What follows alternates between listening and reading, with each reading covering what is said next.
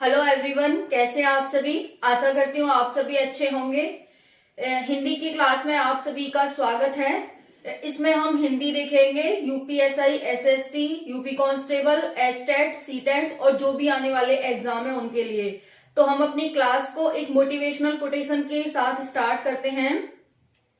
तकदीर तेरे हाथों में है, लकीरों में नहीं।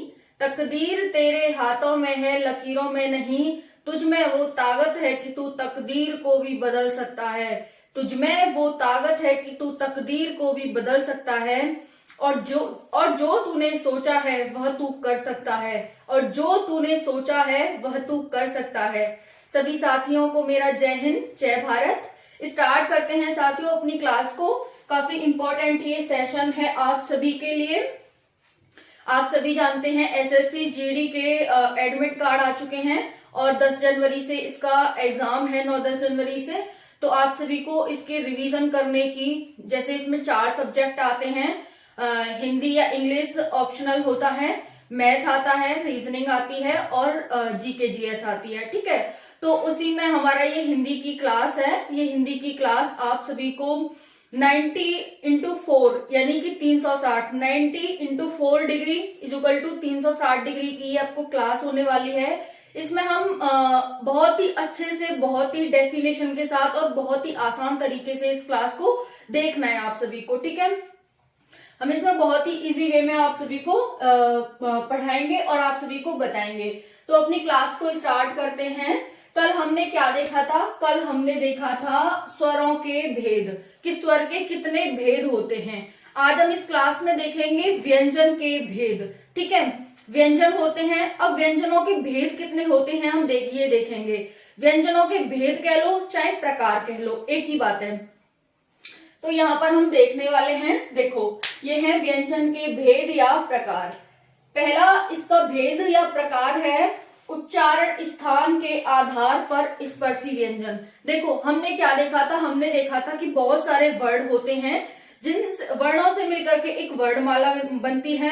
वर्ड कितने होते हैं? 52 वर्ड होते हैं, 52 या 54, है ना, ऐसे होते हैं। जब हम छोटी अंक बड़ी अंक को नहीं लगाते तो 52 होते हैं, जब उनको काउंट करते हैं तो 54 होते हैं। ठीक है, उसमें 10 या 11 स्वर होते हैं, बाकी 41 व्यंजन होते हैं और 2 अयोगवा होते हैं, छोटी अंग और बड़ी अंग। अभी तक हमको सिर्फ ये पता था कि छोटा आ बड़ा आ होते हैं। ठीक है, ये जानते थे। लेकिन जब हम कंपटीशन की तैयारी करने पर आए तो हमें पता चला कि स्वरों के भी भेद होते हैं, व्यंजनों के भी भेद होते हैं।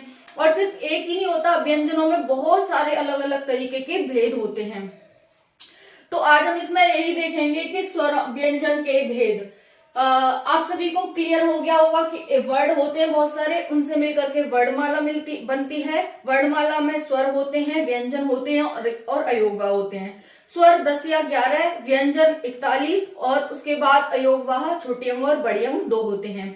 इसी से मिलकर के पूरी वर्णमाला बनती है। लेकिन फिर हम इसमें अलग अलग जब करने पर आते हैं, डिफाइन करते हैं इसको अलग अलग, कि इसको अंतस्थ व्यंजन कहते हैं, इसको स्पर्शी व्यंजन कहते हैं, इनको तो बहुत सारे इसके टाइप होते हैं, वही हम देखने वाले हैं इसमें। देखो पहला है उच्चारण स्थान के आधार पर स्पर्शी व्यंजन। उच्चारण स्थान के आधार पर स्पर्शी व्यंजन। तो आपको क्या ध्यान रखना है कि स्पर्शी व्यंजन हम पहला टाइप पढ़ रहे हैं कि स्पर्शी व्यंजन कौन होते हैं, क्या होते हैं। तो यहाँ पर देख सकते हैं 5 वर्णों के समूह में बांटा गया है स्पर्शी व्यंजनों को। 5 वर्णों का समूह होता है। वर्ड कौन सा होता है? छोटा आ एक वर्ड हो गया, बड़ा आ दूसरा वर्ड हो गया, का कबूतर ये वर्ड हो गए। तो वर्ड मैंने पहली ही क्लास में आपको क्लियर कर दिए थे। तो 5 वर्णों के समूह में बांटा गया है इनको। 5 इंटू 5 25 वर्ड होते हैं किसमें? स्पर्शी व्यंजन में। स्पर्शी व्यंजन में 25 वर्ड होते हैं। देखते हैं कौन कौन से। पहला है कवर्ण, चवर्ण, टवर्ण, तवर्ण और पवर्ण, यानी कि क, च, ट, त, प। ऐसे याद कर लोगे।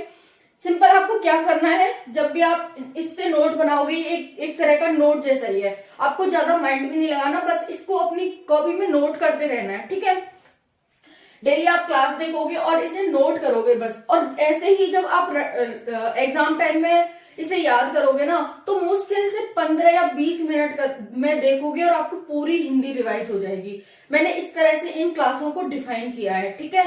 तो आप सभी को यहाँ पर देखना है, जब आप 5 वर्णों का समूह बनाएंगे तो कैसे बनाएंगे? का कबूतर, खा खरगोश, गा गैया, घा घड़ी, आंगन, चा चम्मच, छा छतरी, जा जलेबी, झा झंडा, या खाली, टा टमाटर, ठा ठटेरा, डाडलिया, ढा ढक्कन, तीन पड़ा, तातकली, थाथन, दादवार, धाधुनुस, नानक, पापतिंग, फाफल, बावकड़ी, भावट्टी, मावची। ठीक है, हमने 5 ऐसे लिख लिए और 5 ऐसे लिख लिए। 5 इंटू 5 25 हमारे पास वर्ड हो गए। 5, 10, 15, 20, 25 वर्ड हो गए। अब इसका पहला वर्ण क्या था? का, तो हमने लिख दिया ये क वर्ण है। इसका पहला वर्ण क्या था? च, तो हमने लिख दिया च वर्ण के च वर्ण का ग्रुप है। फिर हमने लिख दिया ट, फिर हमने कहा ये ट वर्ण का ग्रुप है। फिर हमने लिखा त, तो हमने यहाँ पे लिखा ये त वर्ण का ग्रुप है। फिर प, इस तरह से। अब यहाँ पर ये कंठ, तालु, मूर्धा, दांत, ओष्ठ क्या है ना? अब ये आपके माइंड में आएगा कि फिर ये क्या है? कंठ, तालु, मूर्धा, दांत, ओष्ठ। तो देखो, जब हम का कबूतर बोलते हैं, खा खरगोश बोलते हैं, गा गैया, घा घड़ी, आंगन बोलते हैं, तो इनका उच्चारण कैसे होता है? मैंने आपको पहले ही बताया, उच्चारण के आधार पर स्पर्शी व्यंजन। स्पर्श का मतलब किस किस से स्पर्श होंगे? सब कुछ हम मुंह से ही बोलते हैं, जो भी भाषा, जो भी लैंग्वेज, जो भी शब्द, जो भी वर्ड हम बोलते हैं, मुंह से ही बोलते हैं। तो अलग अलग स्पर्श होता है। तो स्पर्श के आधार पर हमने ये 25 वर्ण लिए हैं और इसमें हम अलग अलग कैटेगरी में डिवाइड करके देखेंगे कि कौन सा कंठ के आधार पर वर्णों का ग्रुप है, कौन सा तालु के आधार पर है, कौन सा मूर्धा के आधार पर है। इस तरह से हम देखेंगे। तो मैंने यही पर बताया आपको कि जो पहला है वो हमारा कंठ वर्ण है, फिर है यहाँ पर तालु वर्ण, फिर है मूर्धा वर्ण है ये सारे, फिर दांत वर्ण है, फिर ओठ वर्ण है। कंठ का मतलब आप क बोलो, क बोलोगे तो कैसा लगेगा? क, जैसे हमारे यहां से आवाज आ रही है कंठ से, है ना? क, ख, ग, घ, अ, ये ठीक है। तो आपको जीभ का बिल्कुल भी प्रयोग नहीं हुआ, आपका ना दांतों का हुआ, सिर्फ यहाँ कंठ से आवाज आई। क, ख, ग, घ, य, है ना? इतना क्लियर हो गया होगा कि कंठ का मतलब क्या है। ऐसे वर्ड जिनका उच्चारण कंठ से होता है उन्हीं को हम कंठ वर्ण कहते हैं। ऐसे वर्ड जिनका उच्चारण कंठ से होता है उनको हम कंठ वर्ण कहते हैं। फिर आता है चवर्ण। चवर्ण को हम तालु ग्रुप कहते हैं, तालु वर्ण कहते हैं। तो तालु में देखेंगे, तालु का मतलब जीभ, जो हमारा तलवा है ना? तो यहाँ पर देखेंगे च, हमारी जीभ है वो तलुए को छुएगी। तलुए का मतलब जो हमारे ऊपर होता है ना, जीभ के ऊपर वाला हिस्सा, उसको छूती है जीभ। च, छ, ज, झ, य, च, छ, ज, झ, य। बोल के देखो, जीभ और जीभ ऊपर टच होगी हमारी तालु पर, तो इन्हीं को हम कहते हैं तालु वर्ण। चा चम्मच, छा छतरी, जा जलेबी, झा झंडा, या खाली। ठीक है। अब नेक्स्ट है हमारा ट वर्ण, जिसे हम मूर्धा ग्रुप कहते हैं। ट वर्ण को मूर्धा ग्रुप कहते हैं। तो यहाँ पर देखेंगे ट, ठ, ड, ढ, य। अब मूर्धा का मतलब क्या है? ट, यानी कि जीभ है वो अभी तो ऊपर टच हो रही थी, अब ऊपर जाकर के पीछे वाले हिस्से से टच होगी मूर्धा से। ट, ठ मतलब जीभ एकदम ऐसे हो जाएगी, जैसे हमारी ये जीभ है ऐसे, जब अब ऊपर उठेगी और ऊपर उठ के ऐसे हो जाएगी इस तरह से, है ना? तो आप देखेंगे तो हमारी वो कहाँ लगेगी? मूर्धा से लगेगी। ट, ठ, ड, ढ, य। इतना आप सभी को क्लियर हो गया होगा। देखो ये हमारी क्या है? जीभ है। जीभ को जब हम उठाते हैं तो ऊपर उठती है, लेकिन जीभ क्या है? अपने वर्णों के अकॉर्डिंग घूमती भी है, घूमती है, मुड़ती है, सीधी होती है, टेढ़ी होती है, ऐसे होती है। तो जब हम इस जीभ को उठाते हैं ना, तो अभी तक तो यहाँ लग रही थी, कहां पर? तालु में ऊपर लग रही थी। अब ये थोड़ा सा घूम के टर्न होके पीछे वाले हिस्से से लगेगी तालु पे। ठीक है, तो इसी को हम मूर्धा कहते हैं। समझ में आ गया होगा आप सबके? सब बोल के देखना और बोल के आपको महसूस होगा कि हाँ ये इस तरह से यहाँ पर होता है हमारा मूर्धा। ठीक है, तो आप प्रैक्टिकल करके देखना, क्योंकि थ्योरी से अच्छा होता है प्रैक्टिकल। हम समझकर जब चीज करते हैं, तो आप समझकर जब करोगे ना मूर्धा को, पहले तालु बोल के देखना, च, छ, ज, सीधी जीभ ऊपर यहाँ लगेगी आगे की साइड। लेकिन जब आप मूर्धा की बात करेंगे, ट, ठ, ड बोलेंगे तो पीछे की साइड लगेगी। प्रैक्टिकल करके देखना, आप सभी को क्लियर हो जाएगा। तो ट, ठ, ड, ढ, य कौन से होते हैं? ये मूर्धा ग्रुप के होते हैं और ट वर्ण होता है।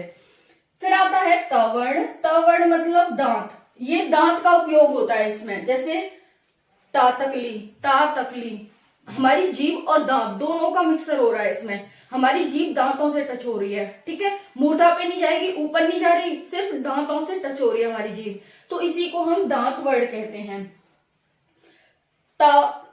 तातकली, था थन दादवा धाधनुष नानल, ठीक है, तो आप बोलेंगे त थ द ध न, त थ द ध न, तो ये हमारा कौन सा हो जाएगा, तवर्ण हो जाएगा, जिसे हम दांत समूह कहते हैं। ओके, फिर होता है हमारा ओष्ठ, पवर्ण, जिसे हम ओष्ठ ग्रुप कहते हैं, पवर्ण को हम ओष्ठ ग्रुप कहते हैं। तो ओष्ठ का मतलब क्या हो गया, ओष्ठ मतलब होठ, है ना, ओष्ठ मतलब होठ। अब इस ग्रुप में सिर्फ होठों का यूज होगा, सिर्फ होठों का, जीभ ना हमारे दांतों से टच होगी ना, जीभ हमारे होठों से टच होगी, जो भी हम इस वर्ड को बोलेंगे जब, तो सिर्फ हमारे जो हमारे होठ हैं वही आपस में टकराएंगे। देखो, पापतिंग, पापतिंग, फाफल, बाबकड़ी, भाबट्टी, मामच्छी, तो सिर्फ हमारे होठों का यूज हो रहा है, हालांकि जीभ तो चलेगी, बिना जीभ के बोले तो कुछ पॉसिबल ही नहीं है, बट जीभ हमारी टच नहीं होगी, हमारा सबसे ज्यादा फोकस कहाँ होगा, होठों पर, इतना आप सभी को क्लियर हो गया होगा। तो इसीलिए इस ग्रुप को क्या कहते हैं, हम होठ वर्ण कहते हैं, यानी कि ओष्ठ ग्रुप कहते हैं। ओके, तो यहाँ पर इस तरह से कवर्ण, चवर्ण, तवर्ण, तवर्ण और पवर्ण, कंठ, तालु, मूर्धा, दांत, ओष्ठ। अब इसको याद कैसे करें, आप सभी ऐसे लिख लोगे, 5-5 का ग्रुप बना लोगे एग्जाम में भी, ठीक है, ऐसे बना लोगे आप, हालांकि एग्जाम में आपको इतना टाइम नहीं देना कि क ख ग घ इस तरह से लिखो, अगर देखो रिवीजन करोगे तो एग्जाम में अच्छे से टिक लगा पाओगे। तो आप सभी को ऐसे लिखना है अपनी कॉपी में। उसके बाद क्या करना है आपको कि क वर्ड लिख लिया, च के आगे चवर्ड लिख लिया, ट के आगे टवर्ड लिख लिया, त के आगे तवर्ड लिख लिया, प के आगे पवर्ड लिख लिया।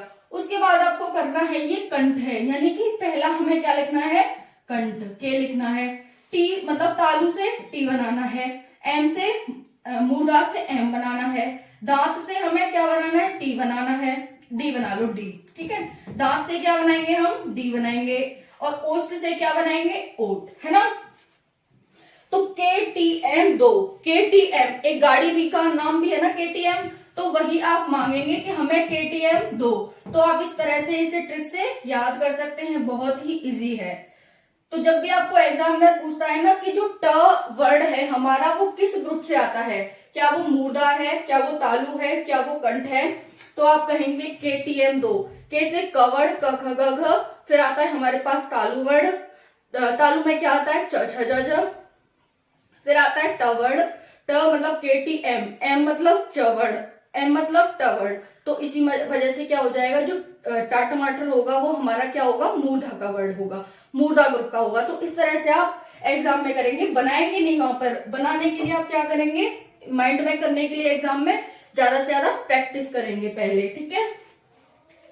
तो आप सभी को ये इतना क्लियर हो गया होगा, बहुत ही मेहनत करी है मैंने इस तरह से आपको समझाने में और इस तरह से ये टेबल बनाने में। ओके, तो अब देखो यहाँ पर, अब एग्जामिनर ये तो आपको ठीक है 5x5 हो गए स्पर्श व्यंजन। अब स्पर्श व्यंजनों में कुछ और भी आते हैं, कौन सा आता है, नीचे से ह आ जाता है। सभी व्यंजन स्पर्श व्यंजन नहीं कहलाते, लेकिन जो नीचे हमारा ह आएगा जब हम आगे बढ़ेंगे तो ह आएगा, हल्का ह, वो भी एक स्पर्श व्यंजन होता है, और वो किस ग्रुप में आता है, वो क वर्ड में आता है, यानी कि कंठ से उसकी आवाज निकलती है, हल्का हा, हल्का हा, हल्का हा, हल्का हा, यहां से आवाज निकल रही है कंठ से, ठीक है। वैसे ही य, यायब और सीटी वाला सा, सीटी वाला सा किस में आते हैं, तालु वर्ण में। तालु मतलब हमारी जीभ और ऊपर जो मूर्धा है वो टच होगी, है ना। तो आप देख सकते हैं य श श इस तरह से, तो ये इसीलिए हमने तालु वर्ड में रखे हैं यायब और सीटी वाला सा। फिर आता है ये पेट चीरा सा, पेट चीरा सा यानी कि मूर्धा, हमारी जीभ मूर्धा को टच करेगी। तालु में क्या होती है, हमारी जीभ ऊपर टच करती है तालु पे, मूर्धा का मतलब हमारी जीभ मूर्धा पर टच करेगी, पीछे जाके टर्न होके पीछे टच करेगी, उसी को हम मूर्धा कहते हैं। तो पेट चीरा सा, पेट चीरा सा पीछे जाके बोला जा रहा है, तो ये इसमें आ जाएगा मूर्धा वर्ड में। फिर आ जाएगा दांत में सरल। अब देखो दांत का मतलब हमने कहा था हमारी जीभ दांत को टच करती है, स र ल, स र ल। तो इस तरह से हमने इन तीनों को किस में रखा है, दांत वर्ड में रखा है। फिर आ गया हमारे पास, इसमें कोई आ नहीं है, ओष्ठ में ये 5 ही है, ठीक है। अब देखो हल्का हा है, उसे हम काकल्य वर्ड भी कहते हैं। हल्के हा को हम एक और किस नाम से जाना जाता है, तो इसको हम काकल्य वर्ड भी कहते हैं। तो आप सभी को ध्यान रखना है कि जो हल्का हा है वो एक स्पर्श व्यंजन भी है और क्या है, काकल्य वर्ड भी है। फिर आता है यश, यहाँ पर आ जाएगा यश और श। फिर आता है सवाल वाला सा, रारत और लालड्डू। इनको हम वर्ष व्यंजन भी कहते हैं, वर्ष व्यंजन, ठीक है। तो ये स्पर्श व्यंजन भी है, उसके साथ साथ ये वर्ष व्यंजन भी है। तो कई बार आपसे पूछा जाता है कि निम्नलिखित में से कौन सा स्पर्श वर्ष व्यंजन है। स्पर्श भी दे दिया और वर्ष भी दे दिया, दोनों वर्ड दे देगा। तो आपको ध्यान रखना है कि जो सरल है वो स्पर्श व्यंजन भी है और वर्ष व्यंजन भी है। वैसे ही आपसे पूछ लेगा निम्नलिखित में से कौन सा काकल्य व्यंजन है, ठीक है। तो काकल्य व्यंजन का आप बताएंगे हल्का हा। अब वही मान लो उसने दे दिया कि निम्नलिखित में से कौन सा स्पर्श व्यंजन है। स्पर्श व्यंजन में आपको दे दिया यहाँ पर ज्ञाज्ञानी, फिर दे दिया त्रय, फिर आपको दे दिया यायग, ठीक है, और फिर आपको दे दिया यहाँ पर स्पर्श व्यंजन में स। काकल्य व्यंजन पूछा है ना, निम्नलिखित में से कौन सा काकल्य व्यंजन है, ठीक है। तो आपको यहाँ पर दे देगा हल्का हा। क्या देगा यहाँ पर, हल्का हा। तो ये 4 ऑप्शन दे दिए। अब इसमें से पूछ रहा है निम्नलिखित में से कौन सा स्पर्श व्यंजन है। तो स्पर्श व्यंजन में क्या ज्ञाज्ञानी है स्पर्श व्यंजन, नहीं। त्रय है स्पर्श व्यंजन, नहीं है। यह है स्पर्श व्यंजन, नहीं है। यह कहीं दिखाई दे रहा है, हाँ यह है स्पर्श व्यंजन। तो हम इसे यहाँ से हटा देते हैं, हम कुछ और लिख लेते हैं। यहाँ पर हम लिख लेते हैं शीटी सा भी है, पीठ चीरा सा भी है, सवाल वाला सा भी है, 6 लिख लेते हैं, ठीक है। ये हमारे पास 4 वो हो गए। अब इसमें से पूछा है निम्नलिखित में से कौन सा स्पर्श व्यंजन है। तो आपको क्या बताना है, हल्का हा स्पर्श व्यंजन भी है और काकल्य वर्ड भी है, स्पर्श वर्ड भी है और काकल्य वर्ड भी है। तो आप सभी को इस तरह से वो ऑप्शन देगा आपको। अब आप कहेंगे कि हमने तो 5 इंटू 5 पढ़ा था, इसीलिए मैंने यहाँ लिख दिया है कि आपको सिर्फ 5 इंटू 5 ही नहीं पढ़ना, बल्कि इसमें हाहर आता है। और हाहर किस में आता है, तो कंठ वर्ड में आता है, कंठ ग्रुप में आता है। इस तरह से भी ध्यान रखना है, ठीक है। तो इसीलिए इसे क्या कहा गया है, 90 इंटू 4 डिग्री की क्लास कहा गया है, 90 इंटू 4 डिग्री की क्लास। सभी 360 डिग्री कहते हैं, लेकिन हम कहेंगे इसे क्या, 90 इंटू 4 डिग्री की ये क्लास है। बाकी आप समझदार हैं, ठीक है। तो ठीक है, अब हम नेक्स्ट देखते हैं अंतस्थ व्यंजन। तो हमारा ये पहला जो टाइप था वो हो गया है स्पर्श व्यंजन का। आप सभी को अच्छे से मैंने क्लियर कर दिया है और आई होप आप सभी को अच्छे से समझ भी आ गया होगा। अगर कोई भी डाउट रहता है तो आप मुझसे पूछ सकते हैं कमेंट सेक्शन में, ठीक है। ठीक है, अब हम नेक्स्ट देखते हैं अंतस्थ व्यंजन। ये क्या है, दूसरा टाइप है अंतस्थ व्यंजन का। तो अंतस्थ व्यंजन चार होते हैं। अंतस्थ व्यंजन कौन से हैं, य, र, ल, व। अब देखो स, र, ल, यहाँ पर ये 2 वर्ड आए थे, र, ल और र, ल यहाँ पर भी आ गए। तो आपसे ऐसे ही पूछा जा सकता है कि निम्नलिखित में से कौन सा अंतस्थ व्यंजन है ना, कौन सा अंतस्थ व्यंजन है। तो अंतस्थ व्यंजन र, ल यहाँ पर भी है और र, ल यहाँ पर भी है, यानी कि र और ल स्पर्श व्यंजन भी हैं और र और ल अंतस्थ व्यंजन भी हैं। इतना आप सभी को ध्यान रखना है। और र और ल वर्ष व्यंजन भी हैं। तो कुछ भी आपसे पूछा जाता है ना एग्जाम में रख करके कंफ्यूज करने के लिए, तो आप सभी को ध्यान रखना है कि र और ल वर्ष व्यंजन में भी आता है, र और ल स्पर्श व्यंजन में भी आता है, र और ल अंतस्थ व्यंजन में भी आता है।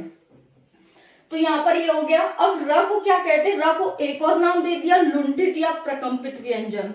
तो हमने क्या देखा, अंतस्थ व्यंजन होते हैं 4 होते हैं अंतस्थ व्यंजन।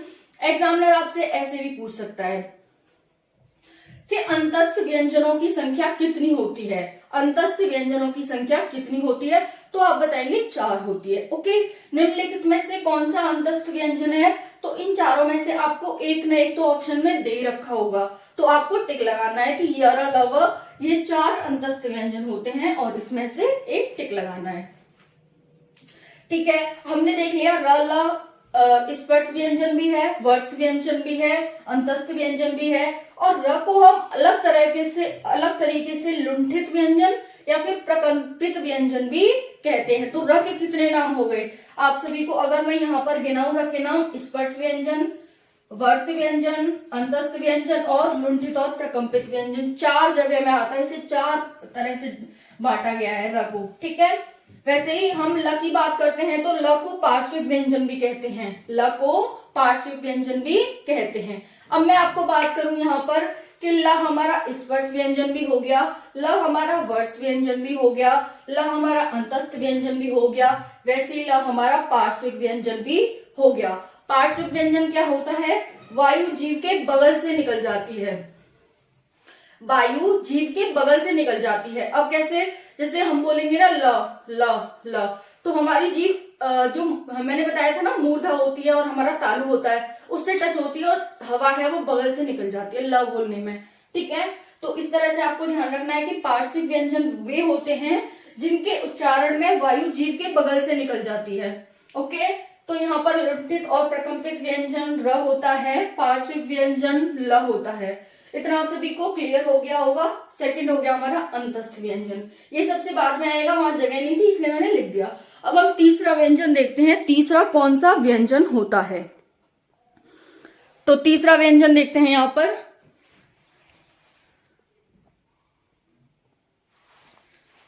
देखो तीसरा है ऊष्म या संघर्षी व्यंजन, या तो ऊष्म कह सकते हो आप या फिर संघर्षी व्यंजन कह सकते हो।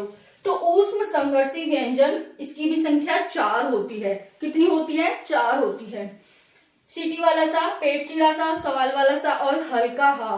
सीटी वाला सा, पेट चीरा सा, सवाल वाला सा और हल्का हा। इंटरेस्टिंग बात यह है कि ये चारों ही एक ही लाइन में आते हैं, जैसे एक ही हम जब बोलते हैं तो क्रम से आते हैं, सीटी वाला सा, पेट चीरा सा, सवाल वाला सा, हल्का हा। तो आपको ध्यान रखने में, याद रखने में आसानी होगी कि ऊष्म या संघर्षी व्यंजन कौन से होते हैं। सीटी वाला सा, पेट चीरा सा, सवाल वाला सा और हल्का हा। अब हल्के हा को देखो, यहाँ पर हमने क्या देखा था? काकल्य वर्ण। तो आप सभी को ऐसे ध्यान रखना है कि हल्का हा ऊष्म संघर्षी व्यंजन भी है और यहाँ पर काकल्य वर्ण भी है और ये स्पर्श व्यंजन में भी आता है। एग्जामिनर आपसे किसी भी रूप में पूछ सकता है, निम्नलिखित में से कौन सा स्पर्श व्यंजन है, तो उसमें हल्का हा होगा, ठीक है। और बाकी छत्रज्ञ हो गए जैसे मैंने बताया, तो आपके हल्के हा पे टिक लगाना है कि ये हल्का हा है, वो एक स्पर्श व्यंजन है, ठीक है। वैसे आपको ये सीटी वाला सा दे दे, अब आप सीटी वाला सा वहां पर भी पढ़ रहे हैं कि ये ऊष्म संघर्षी व्यंजन है, लेकिन आपको संघर्षी व्यंजन स्पर्शी व्यंजन में देकर पूछ लिया जाए तो आप तो सोचेंगे कि ये तो ऊष्म संघर्षी है, फिर स्पर्श व्यंजन तो नहीं हुआ, क्योंकि हम पढ़ रहे हैं। तो इस वजह से आपको ध्यान रखना है कि ये स्पर्शी व्यंजन भी है सीटी वाला सा और यहाँ पर ऊष्म संघर्षी व्यंजन भी है, ठीक है। कोई डाउट नहीं है आपको। तो ऊष्म संघर्षी व्यंजन कौन से होते हैं? जब मुख से गर्म हवा निकलती है, सीटी वाला सा, पेट चीरा सा, सवाल वाला सा, हल्का हा। जब हम ये बोलते हैं तो मुंह से गर्म हवा निकलती है, ठीक है। तो इन्हीं को हम क्या कहते हैं? ऊष्म संघर्षी व्यंजन कहते हैं। फोर्थ है हमारा संयुक्त व्यंजन। संयुक्त व्यंजनों की संख्या भी 4 होती है। अंतस्थ व्यंजनों की संख्या भी 4 हो गई, ऊष्म संघर्षी व्यंजनों की संख्या भी 4 हो गई और ये हमारे संयुक्त व्यंजन है, इनकी भी संख्या 4 हो गई, ठीक है। तो यहाँ पर देखने हैं, ये 2 व्यंजनों के मेल से बनते हैं, उन्हीं को हम संयुक्त व्यंजन कहते हैं। अब देखो संयुक्त से पता चल रहा है कि ये किसी न किसी से संयुक्त होकर के बना हुआ है, उन्हीं को तो हम संयुक्त व्यंजन कहेंगे ना। तो इसीलिए आपको ये ध्यान रखना है कि संयुक्त का मतलब 2 से मिलकर के बने हुए हैं। 2 किससे? 2 व्यंजनों से। तो यहाँ पर 2 व्यंजनों के मेल से बने होते हैं, 4 होते हैं। कौन से? छ, त्र, ज्ञ, श्र। छ, त्र, ज्ञ, श्र, ये 4 व्यंजन हैं, ठीक है। तो यहाँ पर आप देख सकते हैं छ किससे मिलकर के बनता है, ठीक है। हमने ये तो पढ़ लिया कि 2 व्यंजन है, लेकिन कौन कौन से 2 व्यंजन है? तो आप ध्यान रखेंगे यहाँ पर छ को क और श 2 व्यंजन है इसमें। छ, क और श 2 व्यंजन हैं, ये हलंत लगा हुआ है, इसका मतलब ये व्यंजन है, ठीक है। तो छ, क, श, त्र, त, र, ज्ञ, ज, अ और श्र, स, र। जब आप इन्हें 2-3 बार पढ़ेंगे ना तो अपने आप ही आपको इसकी ट्रिक सी और अपने आप ही याद हो जाएगा कि जब भी आप सुनेंगे ना संयुक्त व्यंजन तो छत्र, ज्ञ, श्र। छ मतलब छ मतलब कश, छ मतलब कश, त्र मतलब तर, ज्ञ मतलब ज, श मतलब शर, ऐसे इस तरह से। तो यहाँ पर छ, कश, त्र, तर, ज्ञ, ज, श, शर। इतना आप सभी को क्लियर हो गया होगा। संयुक्त व्यंजन जो हमारा फोर्थ टाइप है व्यंजन का प्रकार में। फिर आता है फिफ्थ, उच्छिक्त या फिर द्विगुण व्यंजन। दोनों नाम है, आपको दोनों नाम ध्यान रखने हैं। एग्जामिनर आपसे कैसे भी दे सकता है, उच्छिक्त व्यंजन दे देगा तो आप कंफ्यूज हो जाएंगे कि द्विगुण व्यंजन पढ़ा था हमने, तो अब द्विगुण पढ़ेंगे तो उच्छिक्त से कंफ्यूज हो जाएंगे। इसलिए आपको दोनों ही शब्दों को ध्यान में रख करके चलना है। जैसे ही यहाँ पर ऊष्म और संघर्षी व्यंजन, वैसे ही आपको यहाँ पर उच्छिक्त और द्विगुण व्यंजन। ठीक है, इनकी संख्या 2 होती है। कौन से? ड और ढ। इनकी संख्या 2 हो गई, ड और ढ। तो ये आपको ध्यान रखना है, उच्छिक्त व्यंजन या द्विगुण व्यंजन ड और ढ होते हैं। फिर आता है सिक्स्थ, द्वित व्यंजन। सिक्स्थ कौन सा होता है? द्वित व्यंजन। ये कौन सा है? द्वित व्यंजन का मतलब होता है 2 बार। द्वित मतलब 2 बार। ऐसा वर्ड जो 2 बार आया हो, एक बार आधा आया हो और एक बार पूरा आया हो, उसी को हम द्वित व्यंजन कहते हैं। द्वित व्यंजन वे होते हैं जो द्वित व्यंजन वे वर्ण होते हैं जो 2 बार आते हैं, एक बार आधा और एक बार पूरा, उन्हीं को हम द्वित व्यंजन कहते हैं। लल्ला, यानी कि देखो यहाँ पर ला एक बार पूरा आया है, एक बार आधा आया है। बल्ला एक बार पूरा आया है, एक बार आधा आया है। दिल्ली एक बार पूरा आया, एक बार आधा। वैसे ही मतलब कोई भी वर्ड हो गया, पल्ला हो गया, पन्ना हो गया, पन्ना। ऐसा नहीं है कि ला ही आएगा, नानल भी आ जाएगा। पन्ना बोलेंगे तो एक बार पूरा ना आएगा, एक बार आधा ना आएगा। वैसे हम बोल सकते हैं कप्पा, कप्पा तो एक बार पूरा पा आ रहा है, एक बार आधा पा आ रहा है। कप्पा हम कैसे लिखते हैं? इस तरह से हम कप्पा लिखेंगे तो पूरा अभी पूरा आ रहा है, एक बार आधा पा आ रहा है। तो इस तरह से आपको ये ध्यान रखना है और ज्यादा से ज्यादा प्रैक्टिकल करने की कोशिश करना है। ये हिंदी रटना नहीं है, आपको रटने से याद भी नहीं होगी और समझ में भी नहीं आएगी। तो सिर्फ पढ़ के आगे नहीं बढ़ना है, बल्कि हमें क्या करना है, इनको समझना है। और ये सब हिंदी जो पढ़ते हैं ना हम कॉम्पिटिशन के लिए, वो पूरी ही हिंदी क्या है, प्रैक्टिकल है।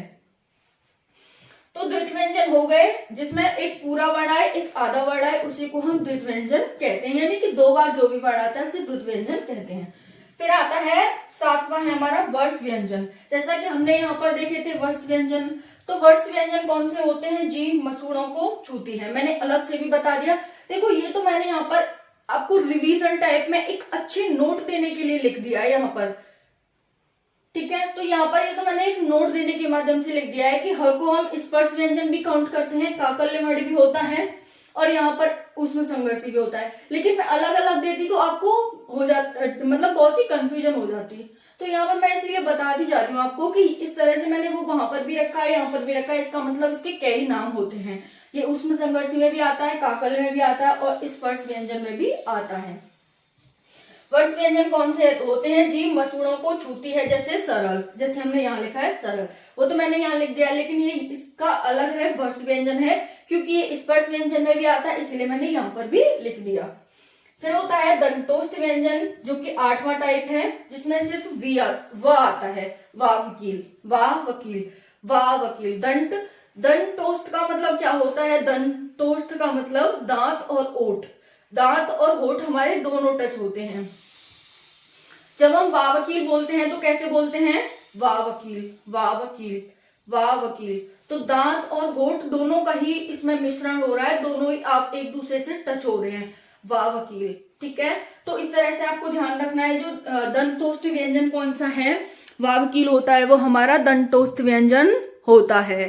फिर नेक्स्ट है हमारा नौवा है हमारा, कौन सा होता है? इसमें है उच्चारण में स्वर तंत्रियों में कंपन के आधार पर व्यंजन। जब हम उच्चारण करते हैं तो स्वर तंत्रियों में जो कंपन होता है उसके आधार पर हम कौन से व्यंजन होते हैं हम ये देखने वाले हैं। ठीक है, तो यहाँ पर है उच्चारण में स्वर तंत्रियों में कंपन के आधार पर 2 प्रकार के होते हैं। एक घोष, जिसे हम सघोष भी कहते हैं, दूसरा होता है अघोष, यानी अघोष और सघोष। सघोष को हम घोष भी कह सकते हैं और सघोष भी कह सकते हैं। अघोष को सिर्फ हम अघोष ही कहेंगे। घोष और सघोष, पहले अघोष समझो। मतलब घोष तो है, मतलब घोष का अपोजिट अघोष हो गया, घोष का अपोजिट अघोष। तो यहाँ पर अघोष कौन से हो जाएंगे, पहला और दूसरा। पहला और दूसरा वर्ण होगा वो हमारा अघोष कहलाएगा। जैसे का कबूतर खा खरगोश, ये दोनों पहले वर्ण हैं, तो ये क्या है, ये अघोष है। वैसे टा टमाटर ठा ठटेरा, टा टमाटर कौन सा है, मूर्धा है ना, मूर्धा ग्रुप का ट वर्ड है हमारा। तो ये क्या हो जाएंगे, पहला और दूसरा है, तो ये हमारे हो जाएंगे अघोष वर्ण। फिर आता है सीटी सा, पेट चिरा सा, सवाल वाला सा। अब देखो हमने सीटी सा कहाँ कहाँ देखा है। सीटी सा हमने अघोष में भी देख लिया, सीटी सा हमने ऊष्म संघर्षी में भी देख लिया, सीटी सा हमने स्पर्श व्यंजनों में भी देख लिया। तो कितनी जगह हमने सीटी सा देख लिया। तो आप सभी को इस तरह ध्यान रखना है कि अगर सीटी सा हमसे पूछा जाता है स्पर्श में, तो हम स्पर्श में भी से ठीक कर सकते हैं। अघोष में रख करके पूछा जाता है तो हम अघोष में भी से ठीक कर सकते हैं। और उसमें संघर्षी में पूछा जाता है तो वहां पर भी हम इसे टिक कर सकते हैं कि ये इस तरह से। तो सीटी वाला सा, पेट चिरा सा, सवाल वाला सा भी अघोष में आते हैं, ये तीनों भी अघोष में आते हैं। फिर होता है घोष या सघोष, इसमें आता है तीसरा, चौथा, पांचवा वर्ड। इसमें एक और दूसरा वर्ड आ रहा था, पहला और दूसरा वर्ड, इसमें तीसरा, चौथा और पांचवा वर्ड आता है, प्लस य र ल व ह आता है। दूसरा, तीसरा, चौथा, पांचवा वर्ड प्लस य र ल व ह। अब देखो ह हमने काकल्य वर्ड भी देखा, स्पर्श व्यंजन भी देखा, ऊष्म संघर्षी व्यंजन भी देखा, और यहाँ पर हमने सघोष भी देख लिया इसे। तो कितनी जगह आया है। तो जहां जहां आपसे पूछा जाएगा ना क्या जो हल्का हा है वो सघोष है, तो आप करेंगे यस। क्या वो स्पर्श व्यंजन है, यस। क्या वो काकल्य वर्ड है, यस। क्या वो ऊष्म संघर्षी व्यंजन है, यस। तो 4 जगह आ रहा है। तो य र ल व ह आ गए, इसमें 3 4 5 आ गए। इस तरह से एक और है हमारा, ये 10वां है, 10वां इसका प्रकार है। तो इसे भी देख लेते हैं 10वां प्रकार में क्या होता रहा है। उच्चारण में प्राणवायु की मात्रा के आधार पर व्यंजन। उच्चारण में यानी जब हम बोलते हैं तो उसमें प्राणवायु के आधार पर, प्राणवायु की मात्रा, प्राणवायु की मात्रा का मतलब वायु कम निकल रही है या वायु ज्यादा निकल रही है। तो प्राणवायु की मात्रा के आधार पर हम यहाँ पर व्यंजन देखने वाले हैं। अब प्राणवायु हमने देखा, प्राणवायु की मात्रा तो कम निकलेगी, उसको हम क्या कहेंगे, अल्प प्राण व्यंजन। ज्यादा निकलेगी तो हम उसे क्या कहेंगे, महाप्राण व्यंजन। जब हम उच्चारण करेंगे तो कम हवा निकलेगी तो उसे अल्प प्राण व्यंजन। जब ज्यादा हवा निकलेगी बोलने में तो उससे क्या कहेंगे, महाप्राण व्यंजन कहेंगे। तो वायु की कम मात्रा जिनके उच्चारण में निकलती है वो सब इसमें आते हैं। जब उच्चारण में अधिक वायु निकलती है तो वो इसमें आते हैं। देखते हैं कौन कौन से आते हैं। 135 वर्ड, जैसे 135 का मतलब हो गया, जैसे ये वाला ग्रुप ले लो, कौन सा ये, प ग्रुप है, ओष्ठ ग्रुप है हमारा, प वर्ण ओष्ठ ग्रुप। मैंने यहाँ कहा कि अल्प प्राण व्यंजन में कौन कौन से वर्ण आते हैं, पहला, तीसरा, पांचवा। यानी पहला कौन सा है, इस ग्रुप में ये है, ये आ जाएगा, तीसरा ये है, ये आ जाएगा, और पांचवा ये है, ये आ जाएगा। यानी कि प, ब और म। तो इसी तरह से चाहे स्पर्श संघर्षी व्यंजन हो, चाहे उसके बाद माँ मच्छी है, ये माँ मच्छी के बाद जितने भी व्यंजन हो वो सब किस में आ जाएंगे, 1, 3 और 5वें सभी किस में आ जाएंगे, अल्प प्राण व्यंजन में आ जाएंगे। देखो जब हम प बोलेंगे तो कम ही हवा तो निकलेगी, प बोलने में कम हमारी वायु निकलेगी, फ ज्यादा निकल रही है, ब कम, ठीक है, भ ज्यादा, म कम, इस तरह से। तो यहाँ पर वायु की कम मात्रा निकलती है, पहला, तीसरा, पांचवा वर्ड होता है। तो जब भी आपसे बोला जाता है ना कि निम्नलिखित में से कौन सा अल्प प्राण व्यंजन है, तो आप वहां पर देखेंगे क्या ये पहले स्थान पर आता है, क्या ये तीसरे स्थान पर आता है, क्या ये 5वें स्थान पर आता है। अगर वो आता है तो आप उस पर टिक लगा देंगे, जो भी आता है। फिर आ जाएगा अंतस्थ व्यंजन, इसमें अंतस्थ व्यंजन भी आते हैं, जैसे य र ल व। तो अल्प प्राण व्यंजन में एक तो 135 वर्ड आता है, यानी पहला, तीसरा, पांचवा वर्ड आता है, और दूसरा अंतस्थ व्यंजन भी आते हैं, य र ल व। ठीक है, तो य र ल व ध्यान रखना है कि कौन कौन सा होता है य र ल व।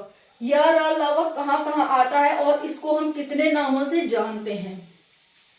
वैसे महाप्राण में इसमें अधिक मात्रा निकलती है वायु की, दूसरा और चौथा, इसमें पहला, तीसरा, पांचवा आ जाएगा, इसमें 2 और 4 छूट गया तो 2 और 4 आ जाएगा। जैसे फाफल और भावट्टी, ये दूसरा है, ये चौथा है। फिर उसके उसके बाद है यहाँ पर ऊष्म संघर्षी, जैसे स देखे थे ना हमने वहां पे, इसमें आ जाते हैं वो। तो अंतस्थ व्यंजन ये वाले 4 इसमें आ जाएंगे और महाप्राण ऊष्म में ये वाले आ जाएंगे। तो ऐसे आपसे पूछा जाएगा, पता है क्वेश्चन में कैसे पूछा जाएगा? क्वेश्चन में पूछा जाएगा आपसे कि निम्नलिखित में से कौन सा व्यंजन या कौन सा वर्ण क्या है, पूछा जाएगा निम्नलिखित में से कौन सा वर्ण ऊष्म संघर्षी महाप्राण व्यंजन है, ऊष्म संघर्षी महाप्राण व्यंजन है। तो ऊष्म संघर्षी देखेंगे सीटी वाला सा, पेट चीरा सा, सवाल वाला सा, ठीक है। फिर देखेंगे महाप्राण में सीटी वाला सा, पेट चीरा सा, सवाल वाला सा हल्का आता ही है, इसमें दूसरा और चौथा वर्ड भी आता है। तो आपसे इनमें से मान लो कोई भी दे दिया, ठीक है, तो इनमें से कोई भी दे दिया दूसरा और चौथा, लेकिन उसमें मैच होना चाहिए। सपोज देखो यहां पर देखते हैं, समझते हैं इसे अच्छे से। जैसे एग्जामिनर ने आपको दे दिया निम्नलिखित में से कौन सा वर्ण